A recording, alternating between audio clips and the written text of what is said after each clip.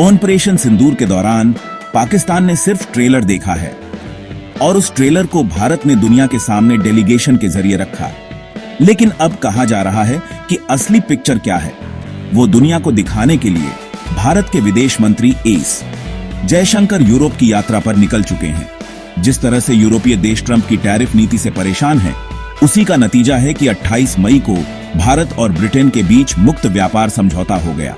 सबसे पहले जयशंकर जी फ्रांस जाएंगे, यानी उस देश में जिसे भारत का ओनल वेदर रणनीतिक साझेदार कहा जाता है।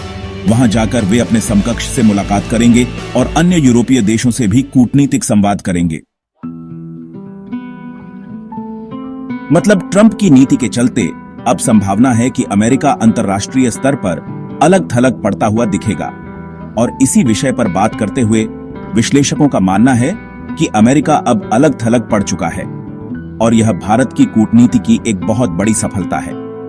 अमेरिका इस समय किसी भी देश को नहीं कह सकता कि वह उसका सबसे भरोसेमंद साझेदार है, सिवाय पाकिस्तान के। और वो भी इसलिए क्योंकि इस वक्त अमेरिका को पाकिस्तान की जरूरत है और पाकिस्तान को अमेरिका की।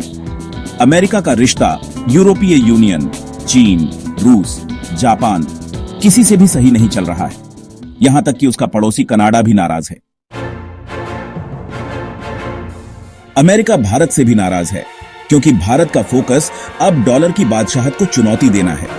भारत चाहता है कि जो भी देश भारत से व्यापार करना चाहता है वह रुपए में करे। इससे अमेरिका को सबसे बड़ा झटका लगा है। इसके अलावा मेक इन इंडिया पॉलिसी से भी ट्रंप सरकार को भारी परेशानी है। उदाहरण के लिए एप्पल को धमकी दी गई थी कि अगर भारत में उत्पादन जारी रखा तो 25% सीमा शुल्क लगाया जाएगा, लेकिन इसके बावजूद एप्पल ने उत्पादन नहीं रोका। भारत 3 स्तरों पर डिप्लोमेसी चला रहा है। पहला स्तर डेलीगेशन द्वारा ऑपरेशन सिंदूर की सफलता और पाकिस्तान के आतंकी चेहरे को उजागर करना। दूसरा स्तर विदेश मंत्री जयशंकर की यूरोप यात्रा, जिसमें फ्रांस, बेल्जियम और यूरोपीय यूनियन शामिल है। तीसरा स्तर G7 शिखर सम्मेलन, जहां भारत 8वें सदस्य के रूप में आमंत्रित है। फ्रांस इसलिए महत्वपूर्ण है क्योंकि रूस के हथियार विकल्प के रूप में भारत अब फ्रांस की ओर झुक रहा है।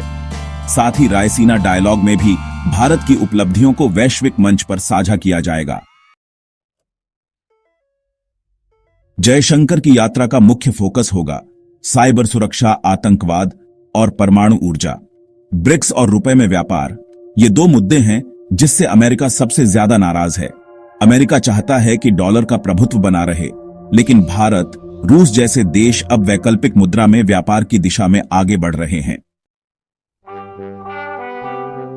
अमेरिका की दादागिरी की नीति, जिसमें वह अकेले ही निर्णय लेकर प्रतिबंध लगाता था, अब वह धीरे धीरे फेल होती दिख रही है। अब भारत, रूस जैसे देश सामूहिक रूप से अमेरिका को जवाब दे रहे हैं। भारत ने अमेरिका की हर रणनीति की काट निकाली है। परमाणु परीक्षण के समय जब अमेरिका ने प्रतिबंध लगाए, तब भी भारत झुका नहीं। और अब भारत रक्षा उत्पादन, 5th और 6th जनरेशन लड़ाकू विमान, ब्रह्मोस और लॉन्ग रेंज मिसाइल निर्माण को मेक इन इंडिया के तहत आगे बढ़ा रहा है। अमेरिका चाहता था कि पाकिस्तान और भारत उलझ जाएं, लेकिन प्रधानमंत्री मोदी ने अमेरिका की इस चाल को भी नाकाम कर दिया। अब भारत की चाणक्य नीति यह संदेश दे रही है कि भारत बुद्ध का देश है, युद्ध का नहीं। भारत वसुधैव कुटुंबकम में विश्वास करता है और यही नीति अमेरिका समझ नहीं सका। 2047 तक भारत $30 ट्रिलियन से भी अधिक की अर्थव्यवस्था बन सकता है। और इस तेज रफ्तार से दौड़ती अर्थव्यवस्था के साथ अब दुनिया भारत के साथ खड़ी होती दिख रही है, अमेरिका के साथ नहीं। अपनी राय नीचे कमेंट में जरूर बताएं। वीडियो को लाइक, सब्सक्राइब और अपने दोस्तों तक जरूर शेयर करें। जय हिंद, वंदे मातरम।